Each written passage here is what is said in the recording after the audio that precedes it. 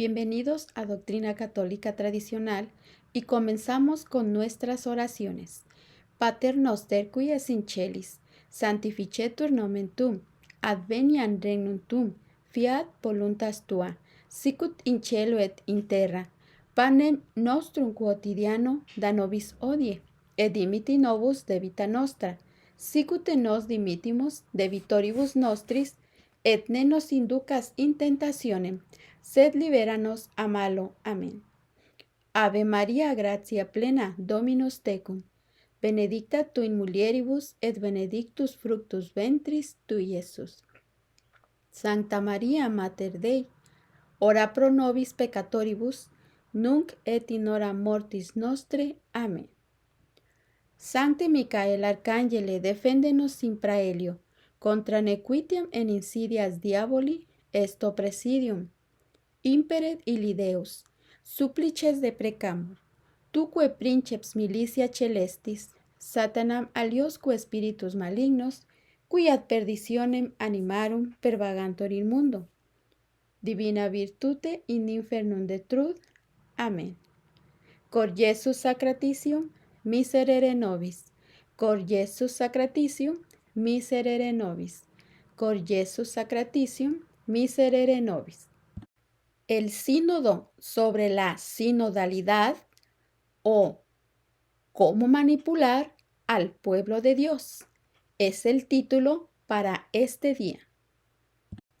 El sínodo tendrá éxito o fracasará en la medida en que confiemos o no en el Espíritu Santo, advirtió el cardenal Mario Grech, secretario general del Sínodo de los Obispos, sobre la sinodalidad.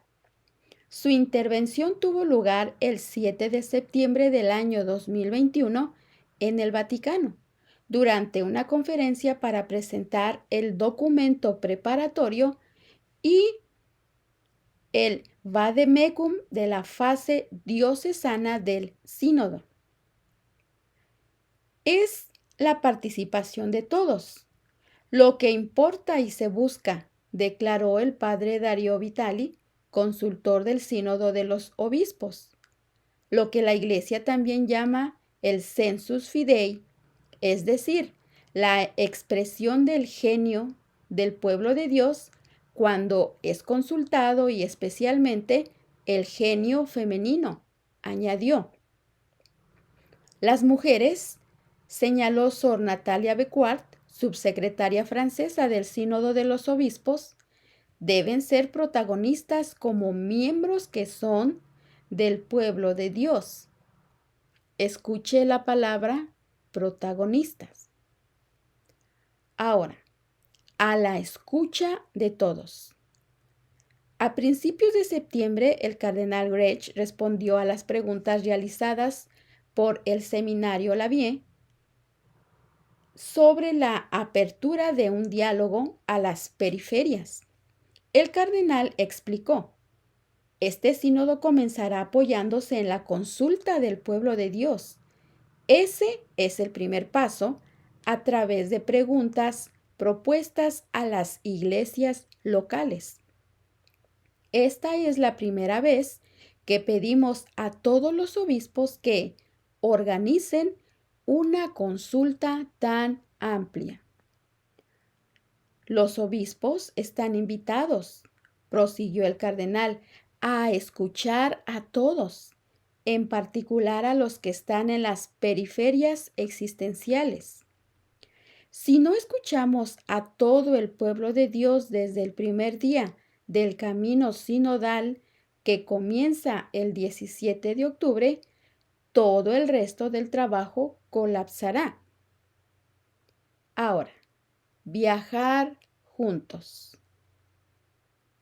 El camino sinodal será un diálogo para compartir lo que sentimos sobre el Espíritu Santo en nosotros mismos, lo que escuchamos que el Espíritu Santo dice en nosotros. De este modo, explicó el secretario general del sínodo, a través de este discernimiento común se puede descubrir un nuevo sentido de la fe, más allá de las perspectivas de las personas involucradas. Y en la práctica, la sinodalidad significa que caminamos juntos compartiendo los pesos, las dudas y los miedos de los demás. Ahora veamos, el Espíritu Santo soplará durante nuestro sínodo. Como conclusión de la entrevista, el cardenal subrayó que el objeto del proceso sinodal que estamos iniciando no es dar respuesta a cuestiones doctrinales, sino buscar fortalecer la comunión y la unidad, explorar la forma en que podemos abrir espacios para la participación de todos, para finalmente proclamar juntos el Evangelio, que es nuestra misión común.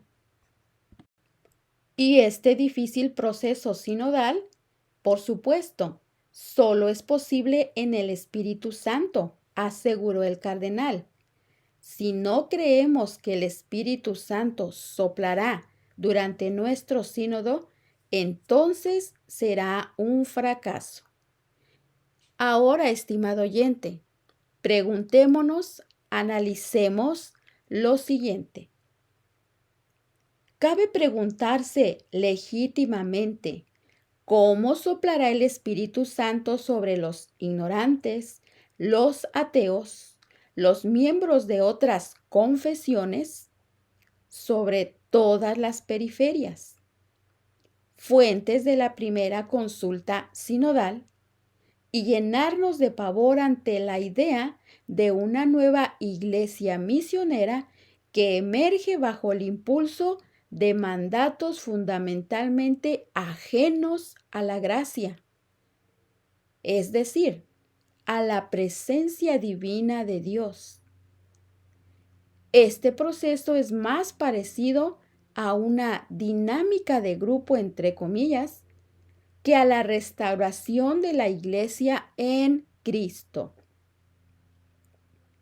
Ahora, veamos las advertencias del Papa Francisco contra el clericalismo y la rigidez, es decir, contra la tradición de la Santa Iglesia Católica. En un discurso a los fieles de la diócesis de Roma, el 18 de septiembre en el Vaticano, el Papa Francisco habló sobre el proceso sinodal y dijo lo siguiente: quedarse quieto no puede ser una buena situación para la Iglesia, y el movimiento es consecuencia de la docilidad al Espíritu Santo, que es el director de esta historia en la que todos son protagonistas inquietos, nunca inmóviles. El Papa también advirtió contra uno de los males de la Iglesia, incluso una perversión. Se trata del clericalismo, que aleja al sacerdote, al obispo del pueblo. Luego condenó la rigidez, calificándola como otra perversión, que es un pecado contra la paciencia de Dios, contra la soberanía, es decir, ataca a la tradición de la Iglesia.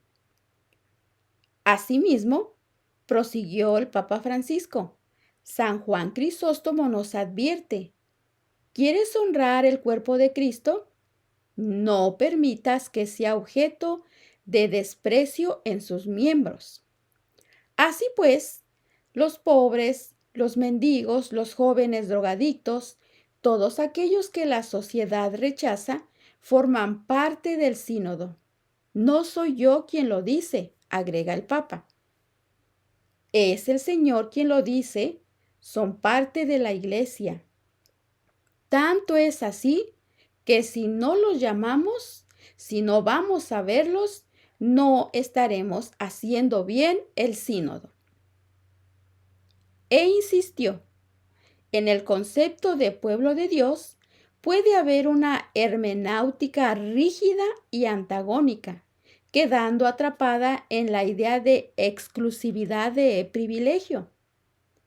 En conclusión, el Papa Francisco invitó a escuchar al Espíritu Santo, escuchándonos unos a otros, no dejando a nadie afuera o atrás. La Iglesia, agregó, no se fortalece solo reformando las estructuras. Este es el gran engaño, dar instrucciones, ofrecer retiros y conferencias o directivas programadas. Esto es bueno como parte de otra cosa, pero la Iglesia se fortalece cuando redescubrimos que somos un pueblo que quiere caminar juntos entre nosotros y con la humanidad. Posteriormente, los días 9 y 10 de octubre del año 2021, una ceremonia solemne en presencia del Papa dará inicio y dio inicio a un itinerario de 3 años que culminará con la Asamblea de Octubre del año 2023 en Roma y que llevará por título Por una Iglesia Sinodal, Comunión, Participación y Misión. En estos términos, estimado oyente, el sitio Vatican News presentó el 22 de mayo del año 2021 el próximo Sínodo de los Obispos, especificando con gran énfasis que cada uno escuchando al otro y todos escuchando al Espíritu Santo será la dinámica del camino que comenzará el próximo otoño y que no se celebrará solo en el Vaticano, sino en cada iglesia particular de los 5 continentes, siguiendo un itinerario de 2 años dividido en 3 fases: diocesana, continental y universal. Y añade, por primera vez en la historia de esta institución creada por Pablo VI, para continuar la experiencia colegial del Concilio Vaticano II, se celebrará un sínodo descentralizado. Y en esta ocasión, Sor Nathalie Becquart, religiosa francesa perteneciente a la congregación La Javiere, subsecretaria del Sínodo de los Obispos, habló con el sitio web oficial del Vaticano, subrayando la especificidad de este sínodo. Es una de las novedades destacadas por la Constitución Episcopalis Communio, promulgada en septiembre del año 2018 y que insiste en el tema de una preparación muy amplia para escuchar al pueblo de Dios. Entonces, la novedad radica en que este proceso comenzará primero con una fase diocesana donde todas las diócesis están invitadas a desplegar esta consulta sinodal, a organizar un encuentro presinodal a nivel de la diócesis para recabar todo lo escuchado. Luego se invitará a las conferencias episcopales a partir de todos los resúmenes diocesanos y las respuestas que habrán recibido a hacer un proceso sinodal a nivel de la conferencia episcopal para redactar un resumen que será enviado en Roma. Para presentar este largo proceso de preparación al sínodo sobre la sinodalidad de la Iglesia, la religiosa emplea un vocabulario tomado del optimismo conciliar. Hace más de 50 años y que parece singularmente anacrónico en el contexto de la crisis actual.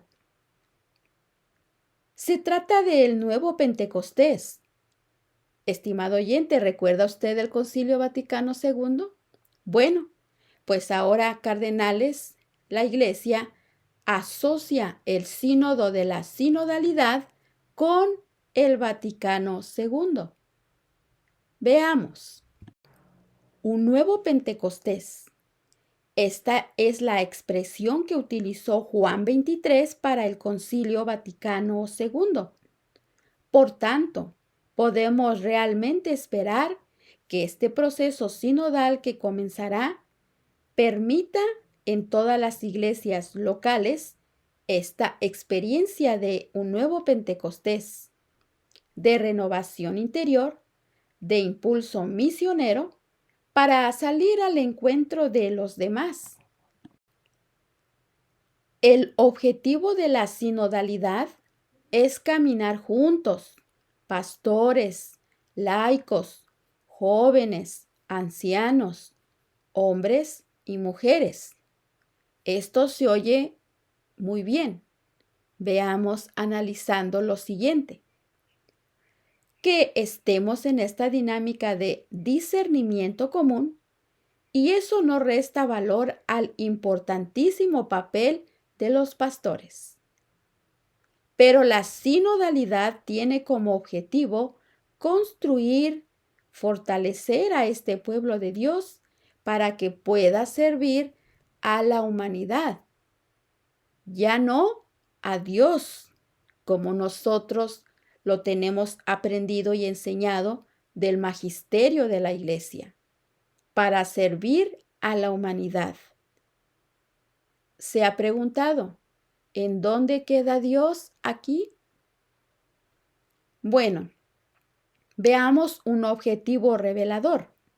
Salir de la visión y la práctica de la Iglesia clerical, del clericalismo, ingresando en una manera de ser iglesia que es sinodal, donde todos caminan juntos.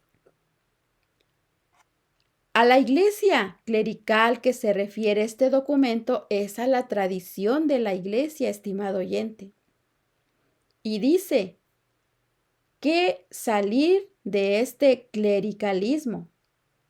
En efecto, la sinodalidad debe ayudar a salir, pues su objetivo es construir una fraternidad. Como siempre, la referencia obligada al concilio. Quizás estemos hoy en un proceso de reaprendizaje de esta sinodalidad en la recepción del Vaticano II.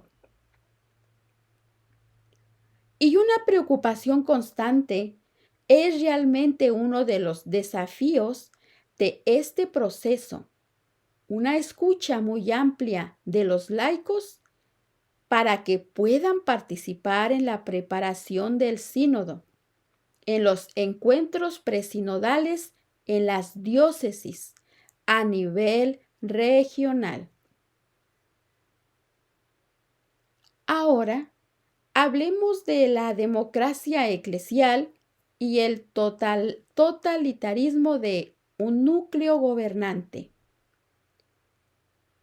Stefano Fontana, en la Nuova Bussola Quotidiana del 23 de mayo, ofrece una visión más realista y agrega: la sinodalidad se presenta como la democracia en la política, es decir, el poder del pueblo en apariencia, pero la dictadura de una minoría en la realidad. Y afirma, esta nueva iglesia democrática ya existe. La hemos visto en acción durante los últimos sínodos, pero es una democracia impuesta por la fuerza y el engaño. Una democracia controlada desde el centro del poder. Una democracia totalitaria. Y relata una historia real. Recuerdo que cuando el sínodo de la diócesis de Bolzano-Bresnanone, año 2013-2015, concluyó su labor con declaraciones indudablemente heterodoxas, contrarias al depósito de la fe y desviadas de la moral natural y católica. El obispo no dijo una palabra. ¿Quién soy yo para oponerme a un sínodo? De hecho, según Stefano Fontana, era una democracia programada, porque el obispo ya conocía este resultado cuando convocó el sínodo y lo hizo para obtener ese resultado. Estimado oyente, es una democracia impuesta con las ya habituales motivaciones de fidelidad a los signos de los tiempos, de, entre comillas, docilidad al Espíritu, pero no dicen Espíritu Santo, solo al Espíritu. Preguntémonos, ¿qué espíritu? De no tener miedo a lo nuevo, a la novedad. Sin embargo, sigue siendo por razones formales una democracia, porque el espíritu hablaría precisamente en una iglesia democrática, o más bien a través de la naturaleza democrática de la iglesia. Y resulta fácil juzgar las experiencias sinodales recientes. En Roma y en Alemania, el mismo mecanismo se siguió durante el doble sínodo sobre la familia, que fue planeado con gran detalle desde el principio, llevado a cabo bajo la presión y el control típico, y concluyó con un documento que, como era de esperar, confirmaba lo que ya se había decidido cuando se convocó el sínodo, es decir, manipulado. Con una fórmula típica del poder paternalista, durante este doble sínodo, a los padres sinodales se les permitió decir cosas indignantes desde el punto de vista doctrinal y moral, para que la exhortación apostólica final resultara equilibrada, tranquilizadora, moderada. Recordemos el sínodo de la Amazonía, siguió el mismo patrón, mientras que el sínodo alemán dio un paso más allá en la claridad de la confusión. El centro del poder simplemente ha dejado que las cosas sucedan, permitiendo a la democracia eclesial alemana, que como cualquier democracia, pues es la dictadura de una minoría, prevalecer como una simple justificación de su propia praxis.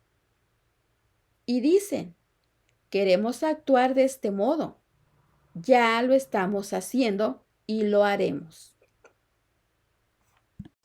Dadas estas premisas o permisos, nada tranquilizador para la fe surgirá del nuevo calvario sinodal de 3 años. Las afirmaciones más temerarias pasan por el soplo del Espíritu Santo, la palabra juntos como garantía de la verdad del nombre al que se refiere.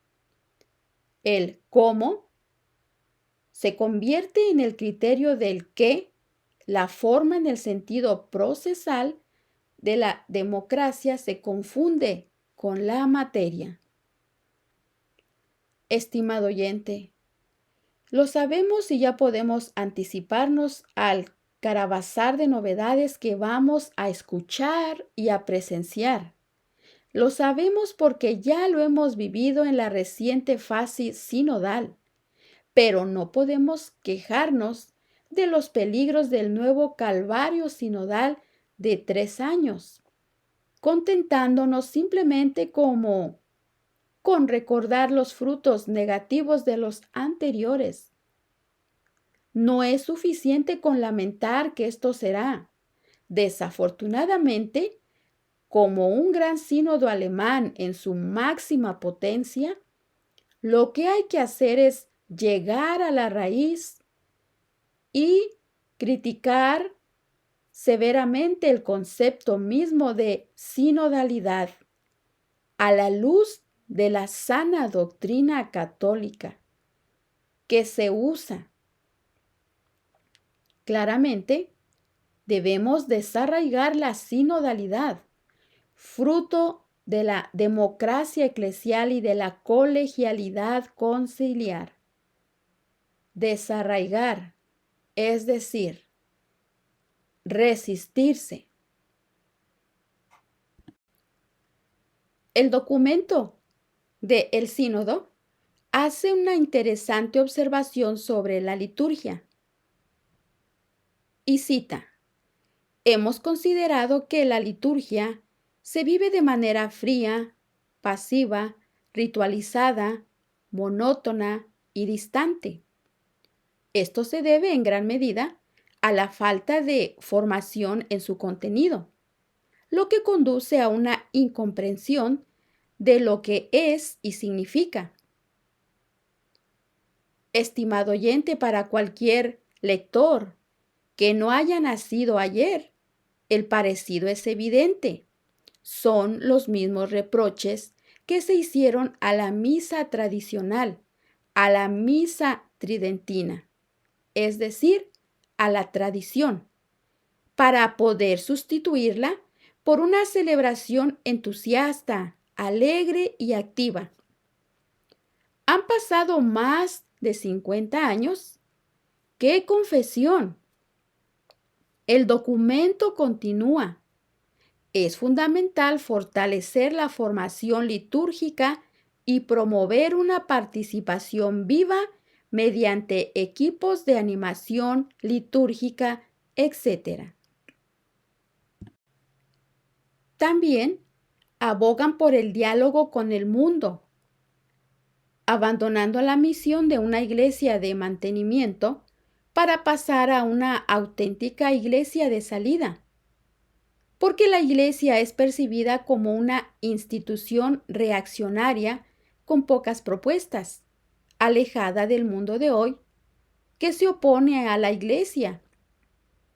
¿De qué iglesia se trata?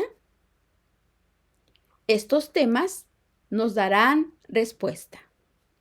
Primero, la referencia al papel de la mujer en la iglesia como una preocupación, una necesidad y una oportunidad es uno de los temas a tratar en el sínodo. El siguiente.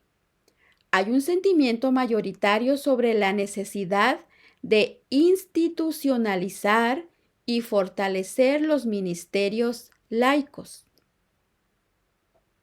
Tercero, se debe prestar atención al tema del diálogo con otras denominaciones cristianas y otras religiones. Entendemos la necesidad de establecer este diálogo donde no existe. Cuarto, sin esperar el resultado del sínodo, el documento subraya al llamado de todos a caminar juntos, renovar y acrecentar la participación en la iglesia. Siguiente punto. Se considera oportuno incluir la petición sobre la necesidad de profundizar el discernimiento respecto a la cuestión del celibato facultativo de los sacerdotes y la ordenación de personas casadas. Y en menor medida, también se plantea la cuestión de la ordenación de mujeres. Esta última inclusión ha abierto una brecha muy grande entre los obispos españoles, entre aquellos que defienden la sana doctrina católica, la verdadera doctrina, y los que están dispuestos a venderla en el altar de la sinodalidad.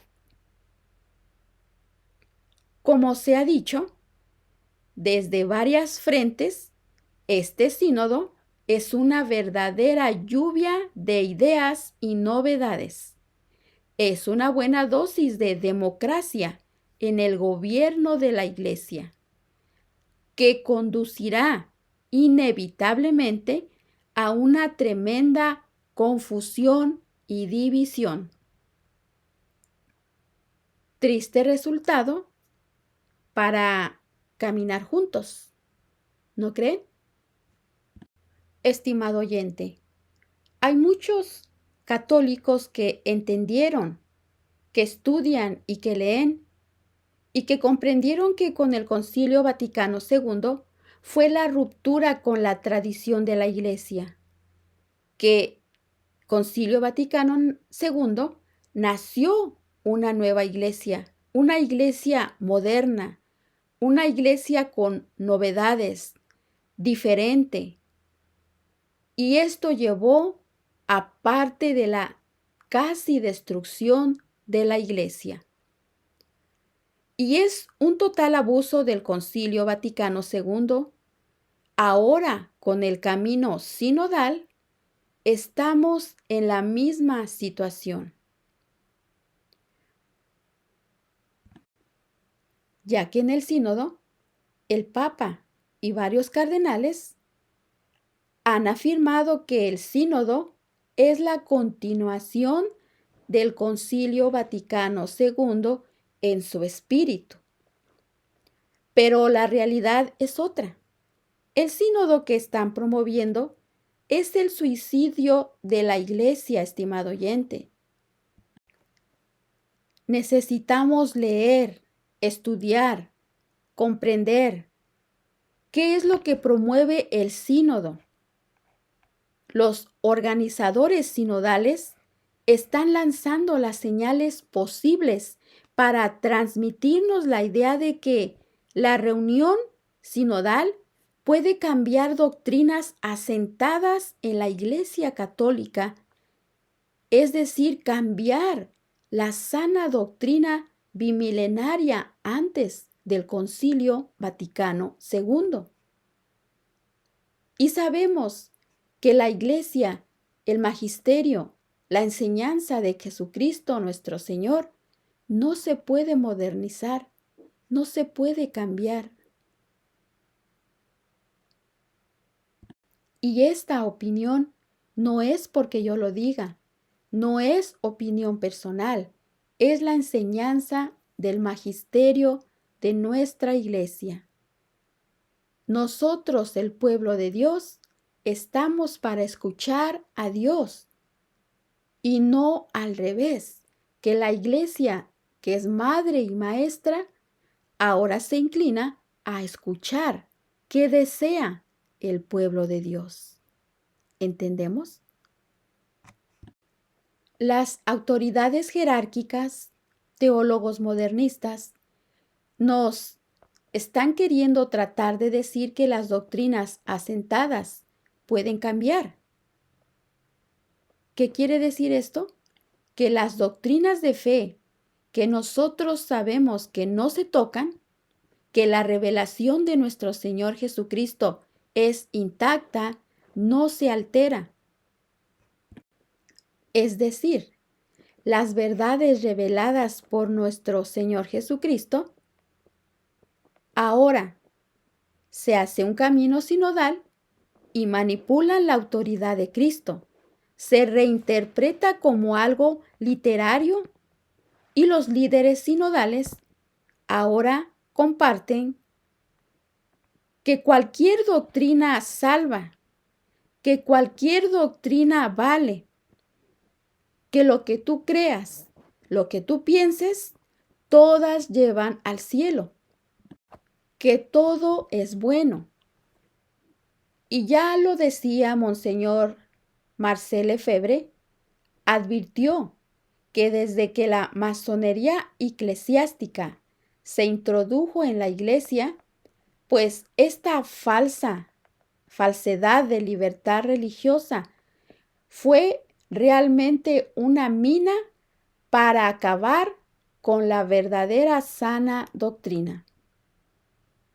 Ahora viene lo mismo, que nada es malo, que no tienes por qué cambiar, sea lo que seas. No hay que arrepentirse, porque la iglesia es sinodal. Se van a salvar todas las religiones, todas son lo mismo. No pasa absolutamente nada, seas creyente, seas hereje, lo que sea. Si practicas el vudú, cualquier otra religión, no importa. Caminemos juntos y pongamos atención a esto. Si el mensaje de nuestro Señor Jesucristo lo están manipulando, ¿qué será de los mensajes de la Santísima Virgen? ¿Quedarán intactos? Es por esta razón, estimado oyente, que es muy importante, hermano católico, que leamos, aprendamos, nos enteremos de los documentos, de las encíclicas que los papas presentan y estar atentos para resistir aquello que no corresponde a el magisterio bimilenario de nuestra Santa Iglesia Católica.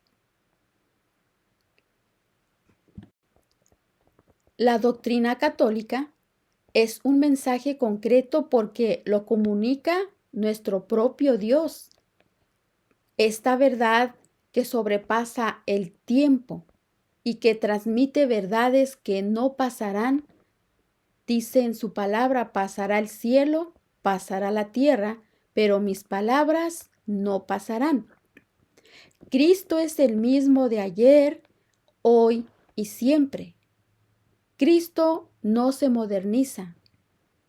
La iglesia es la portadora de un mensaje, de una revelación divina, y que está cerrada con la muerte del último apóstol.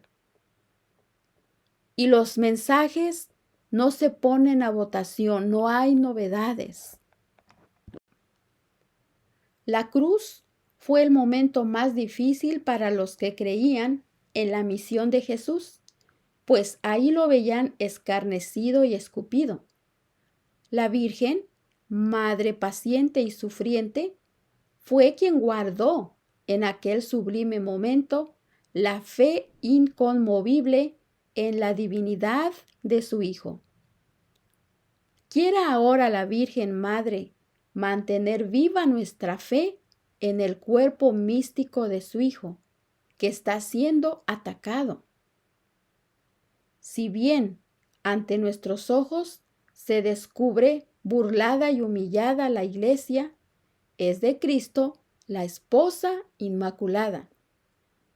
Y recordemos, las puertas del infierno no prevalecerán contra ella, dice la palabra.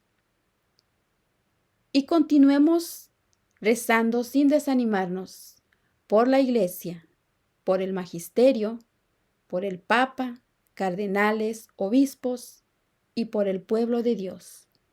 Invoquemos una vez más la intercesión de María Santísima y San Miguel Arcángel, que es el defensor del pueblo de Dios.